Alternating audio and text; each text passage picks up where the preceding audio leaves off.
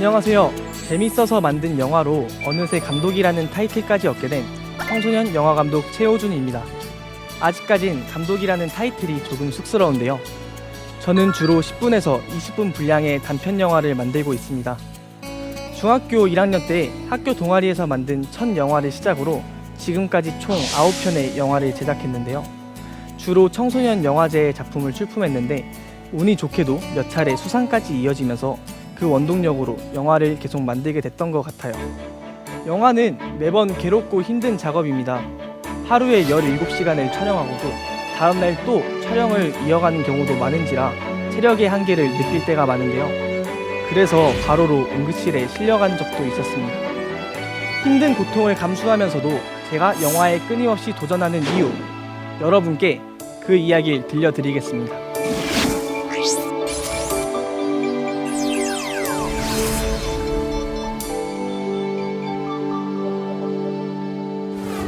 지금까지 제가 만든 9편의 단편 영화에선 공통점이 조금 있습니다. 바로 영화 소재의 사회 문제를 조금씩 다루고 있다는 건데요. 물론 처음부터 그랬던 건 아니었습니다. 초반에 전 그저 가볍고 재미있는 이야기를 하는 수준이었어요. 남자들은 싸우면서 더 친해진다는 그런 종류의 스토리 말입니다. 그랬던 제가 사회 문제에 관심을 가지고 지속적으로 영화에 녹이는 이유는 무엇일까요? 제가 영화에 사회 문제를 다루는 첫 번째 이유는 사람들에게 위로와 공감을 주고 싶어서입니다. 3년 전 광화문 광장을 찾아간 적이 있어요. 먼 발치에서 세월호 유가족분들을 뵀는데요. 직접 뵙는 건 처음이었는데 가슴이 아프고 화가 나더라고요. 세월호 참사는 제가 초등학교 6학년 때 일어났습니다. 그때는 그저 저런 사고가 났구나, 안타깝다 정도의 생각만 할 뿐이었죠. 그런데 참사가 일어나고 수년이 흘렀지만 유가족들은 여전히 고통받고 계셨습니다. 진실조차 규명되지 않았지만 주변에선 세월호 이야기만 하면 인상을 찡그리고 이젠 그만 잊어도 되지 않냐면서 비난하는 말들도 많이 들었어요. 세월호 참사는 제 또래의 친구들이 희생당한 끔찍한 사고였잖아요. 만일 비슷한 사고가 또 일어난다면 그땐 내 가족, 내 친구의 일이 될 수도 있었습니다. 이런 비극이 반복되지 않도록, 그리고 진실이 밝혀지도록 전 세월호 희생자분들을 위로하고 그들의 아픔을 알리고 싶었습니다. 그래서 제가 잘 할 수 있는 영상 제작으로 세월호 희생자들을 기억하고 추모해보자 생각했습니다. 어떤 식으로 영화를 만들까 며칠을 고민하던 끝에 문득 뉴스에서 본 세월호 희생자들의 메시지가 떠올랐어요.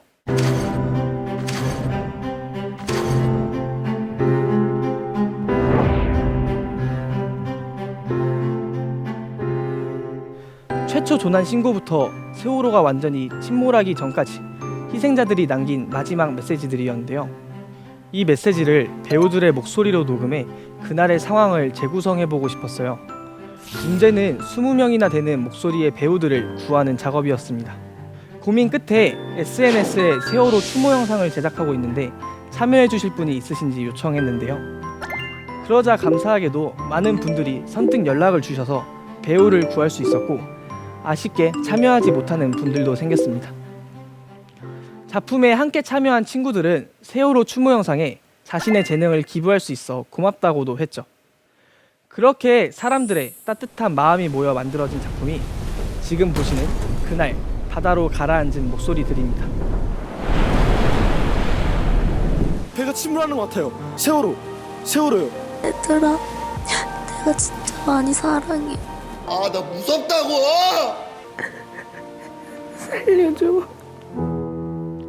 세월호 참사 5주기 기억식에서 추모 영상으로 상영이 되기도 했는데요. 이걸 본 사람들은 추모 영상을 만들어줘서 고맙다, 그들의 슬픔이 느껴진다, 잊지 않겠다라는 소감을 남겨주셨어요. 이걸 통해 사고의 아픔을 공감했으면 하는 저의 진심이 통한 것 같아 내심 뿌듯하기도 했습니다.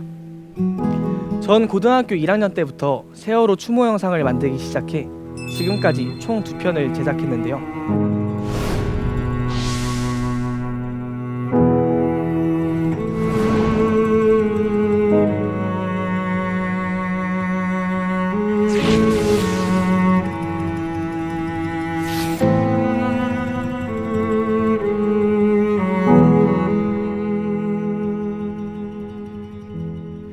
하지만 여전히 세월호 참사를 불편해하시는 분들이 많습니다.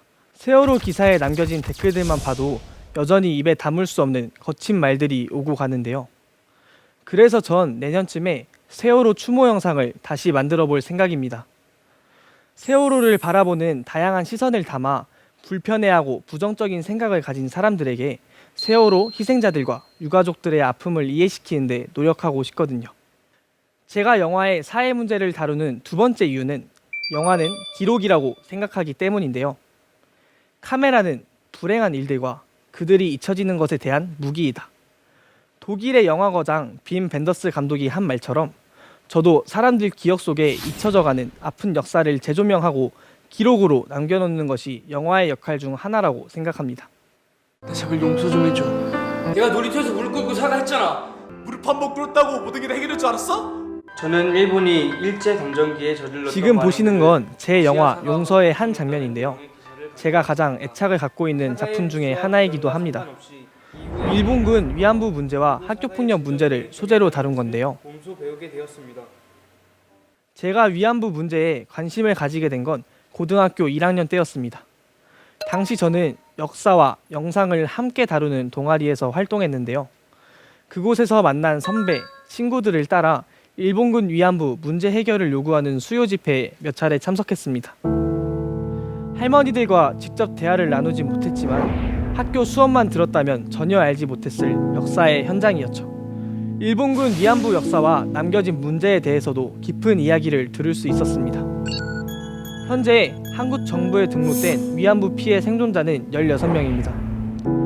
그간 많은 할머니들이 과거에 겪었던 치욕의 경험을 털어놓으며 세상에 일본군 위안부 실상을 알렸지만 현재까지 일본의 진심 어린 사과를 받지 못하고 하나 둘씩 떠나고 계신데요. 저도 빨리 일본의 지속적이고 진정성 있는 사과가 이루어지길 바라는 마음입니다.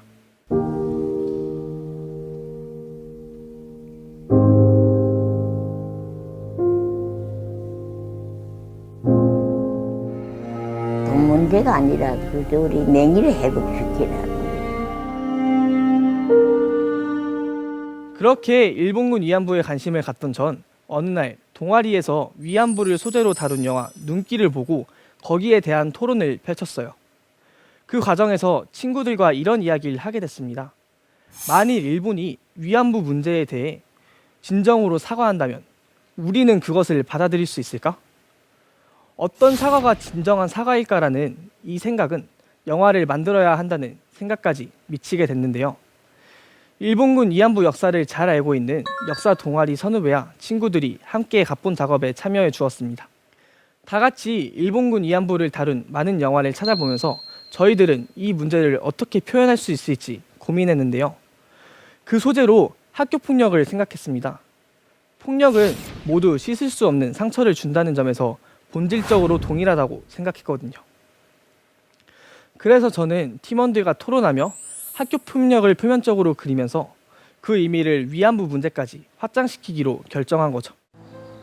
영화 용서는 학교폭력 가해자가 피해자에게 사과하지만 피해자는 이를 받아들이지 못하는 장면을 보여주면서 진정한 화해는 가해자의 진심 어리고 지속되는 사과에서 시작된다는 메시지를 담았습니다.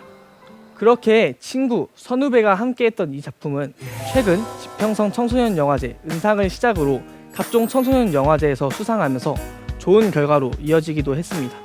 전 앞으로도 사람들이 기억해야 할 이야기가 있다면 꾸준히 영화 소재로 다뤄보고 싶은데요.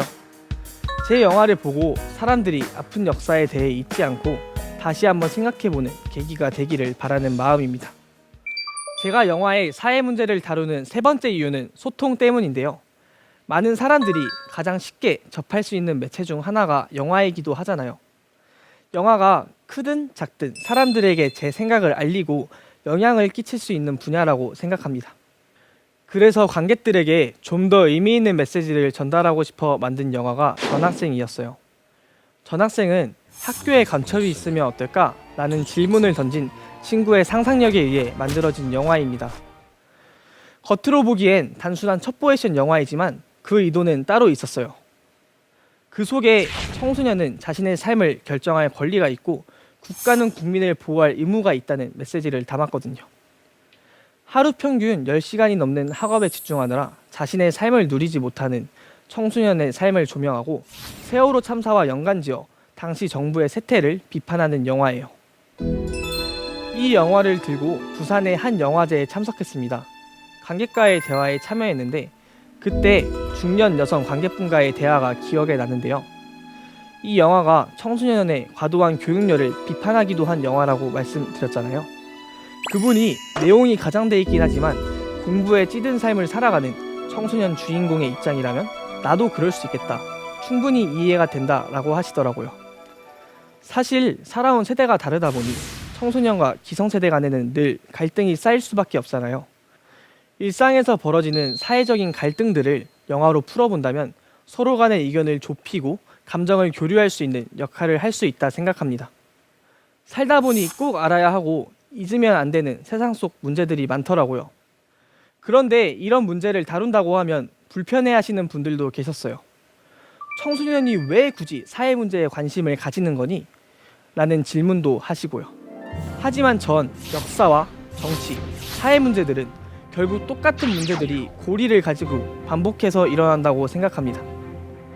우리 주변에서 일어나는 아픈 역사의 비극을 되풀이하지 않기 위해선 똑바로 알고 결코 잊어서는 안 되는 일들이 있습니다.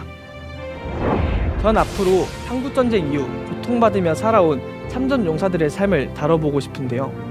전쟁의 가장 큰 피해자는 일반 국민들이고 전쟁이 끝난 후에도 그 고통은 오랫동안 지속된다는 메시지를 담아보고 싶습니다. 앞으로 살아갈 세상에 대해 올바른 안목을 가지기 위해선 어릴 때부터 사회 문제에 관심을 가져야 하는 것이 당연하다고 생각하는데요. 그러기 위해선 영화가 가지는 큰 파급력을 항상 주의하고 사람들에게 그만큼 올바르고 보편적인 가치를 담기 위해 노력할 겁니다. 언젠가 제가 만든 영화를 본 사람들이 함께 공감하면서 현실을 외면하지 않고 문제 해결에 힘을 모은다면 세상도 바꿀 수 있지 않을까요?